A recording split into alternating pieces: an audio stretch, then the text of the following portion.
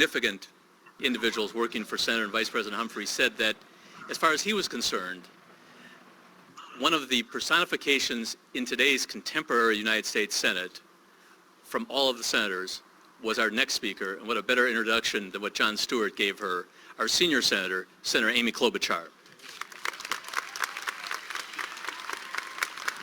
Thank you. Thank you, Senator Cohen. Very kind. Thank you, everyone. It's such an honor to be here. We're going to hear from President Clinton, but also with Vice President Mondale, Senator Franken, Senator Coleman, Senator Boswich, Representative McCollum and Luther, Governor Carlson, Governor Dayton, Attorney General Humphrey. This was a day like no other. For those of you visiting from out of town, let's just say not every summer day this year has been this nice. So Hubert Humphrey is smiling down on us today. I was in high school, 1978, a senior in high school, when Hubert Humphrey died. And like tens of thousands of Minnesotans, I stood out in that line with my dad in a winter coat and hat and mittens. It was probably 100 degrees colder than it is right now. But you think of those people, tens of thousands of people in line, and that's how much Minnesota loved Hubert Humphrey. To this day, neither Minnesota nor the United States Senate has ever seen anyone quite like him, with his burst of energy and optimism. When you look at the landmark laws that have been passed during the last 60 years, Humphrey's fingerprints are on all of them. From civil rights to Medicare to nuclear arms control, the list goes on and on. But as his legacy, Hubert Humphrey left us even more than these great legislative achievements. What he gave us was a spirit of optimism, the hope and belief that working together, we can make tomorrow better than today. When people come and see this statue and this beautiful memorial, that's the single most important thing I hope that they remember. Because as we all know, optimism isn't always easy to hold on to. You think of back in 1948, a young mayor, his whole political career in front of him. What a gutsy move. He went to that convention and he took on civil rights. He was convinced that racial segregation and Jim Crow were an ugly stain on our democracy, and he was determined to challenge the status quo. He was optimistic that the good in America would trump prejudice. Now, not everyone was happy. As he spoke, 35 Dixiecrat delegates stood up and left. But Humphrey didn't let it faze him, and he didn't back down. In circumstances like that, it takes courage to stay optimistic. Okay, the president is here. I noticed everyone was looking away from my remarks, and so we welcome President Clinton.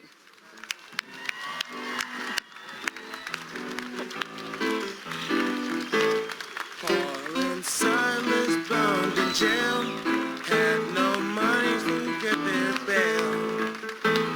Eyes on the prize, hold on. Hold on. Hold on. Hold on. Hold on. Keep your eyes on the prize, hold on. Hold on. Hold on. Hold on. Hold on. Keep your eyes on the prize, hold on. Paul and Silas began to shout. Doors popped open and they walked out. Keep your eyes on the prize, hold on. Hold on. Hold on. Hold on. Hold on. Keep your eyes on the prize, hold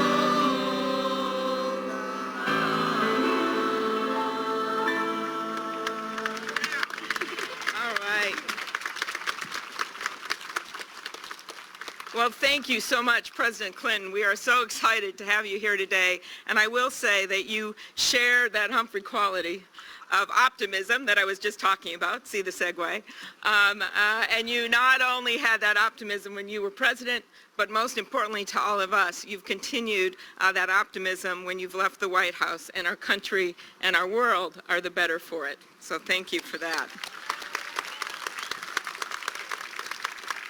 I will tell you it is somewhat amusing for me to have this happen, because my favorite story, my first moment in Washington, was with President Clinton when I got to introduce him when he introduced the hate crimes legislation as a young prosecutor. I stood outside of the East Room with him, nervous, and I was told to walk in at a certain time, and the band started playing Hail to the Chief.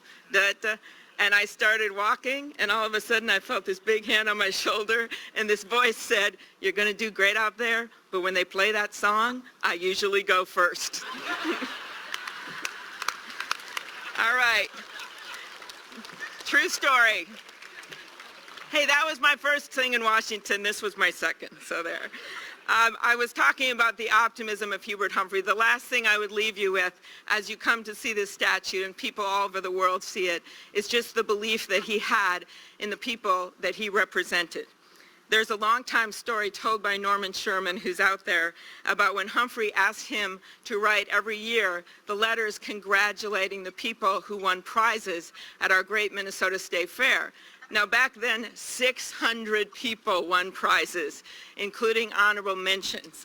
And these were things like butter sculptures, of course, blue ribbon honey, and seed art. In fact, President Clinton, you would be glad to know that your picture was forever fixed up on the wall in the crop art exhibit made in glued-on kernels of corn. Well, back when Humphrey was in the Senate, Norm Sherman went up to him and said, "You know, Mr. Senator, we have so much important work to do than write these 600 letters." And Humphrey said this to him. He said, "We recognize achievement. Maybe these people didn't win a Nobel or a Pulitzer, but a handicraft or an animal or a flower or a bottle of homegrown beans, it's what they do. And if they did it well enough to win a prize, then that's also enough to merit a letter from their senator." You see, Humphrey cared about everyone, regardless of their status. And that's why I have his picture in my lobby right when you walk in. And I put it there for a reason. It's a reminder that more than ever, our nation needs a good, strong dose of Humphrey optimism and a stronger dose of remembering the people that we were sent to represent. Today in Washington, we have a choice. We can hunker down in despair and defiance, pointing fingers of blame, or we can stand up and face these challenges directly with the confidence that if we work together, we can solve these problems. I have no question what Hubert Humphrey's choice would be. So in the days and months ahead, I hope people from all over the world come to see this statue. But most importantly, I hope people in Washington remember the spirit of Hubert Humphrey. I know I will. Thank you.